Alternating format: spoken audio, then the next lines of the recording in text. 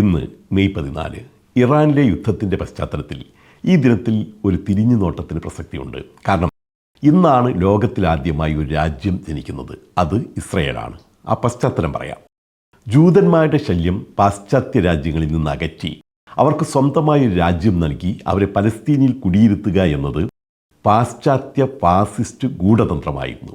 അതുവരെ ഉണ്ടായിരുന്ന ക്രിസ്ത്യൻ ജൂത സംഘർഷങ്ങൾ മാറ്റി അത് ജൂത മുസ്ലിം സംഘർഷമാക്കി മാറ്റിയതും അമേരിക്കയുടെയും ഇംഗ്ലണ്ടിൻ്റെയും തന്ത്രമായിരുന്നു.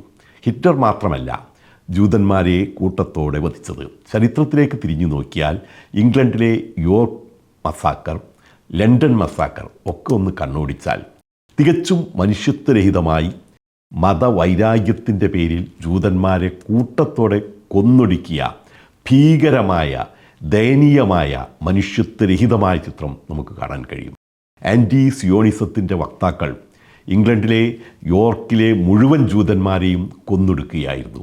ഒന്നുകിൽ ക്രിസ്തുമതം സ്വീകരിക്കുക അല്ലെങ്കിൽ മരിക്കുക എന്നതായിരുന്നു അവർക്ക് മുന്നിൽ വെച്ച ഉപാധി.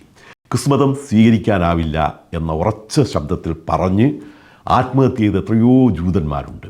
അതൊക്കെ ചരിത്രമാണ്, ആർക്കും തമസ്കരിക്കാനാവാത്ത ചരിത്രം. ഇത് ആവർത്തിക്കാതിരിക്കാനാണ് അമേരിക്കയും ഇംഗ്ലണ്ടുമെല്ലാം ചേർന്ന് രണ്ടാം ലോക മഹായുദ്ധാനന്തരം 1948 മെയ് 14 ജൂതന്മാർക്ക് മാത്രമായി ഇസ്രയേൽ എന്നൊരു രാഷ്ട്രം സ്ഥാപിക്കുന്നത്. അതുവരെ മതപരമായ ഒറ്റ കാരണത്താൽ പാശ്ചാത്യ നാടുകളിൽ നിന്നും കുടിയിറക്കപ്പെട്ട മുഴുവൻ ജൂതന്മാർക്കും സംരക്ഷണം നൽകിയിരുന്നത് അതുവരെ മുസ്ലിങ്ങളായിരുന്നു. ചരിത്രം പരിശോധിച്ചാൽ ആർക്കും അത് വ്യക്തമാകുന്നതാണ്.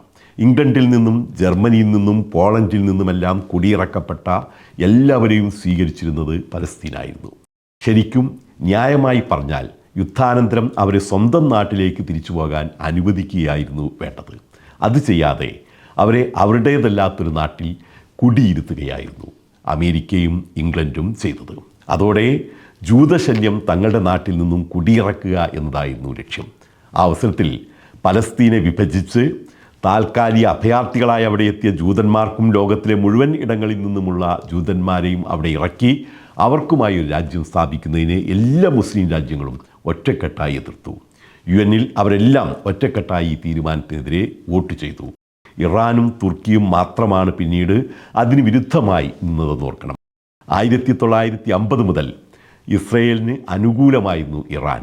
ഇറാനും തുർക്കിയും അന്ന് മറ്റ് അറബ് രാജ്യങ്ങൾക്കൊപ്പം നിൽക്കാതെ ഇസ്രയേലിനെ അംഗീകരിക്കുകയും അവരോട് സഹോദരതുല്യം പെരുമാറുകയും പരസ്പര സഹകരണത്തിൽ ഏർപ്പെടുകയും ചെയ്തു.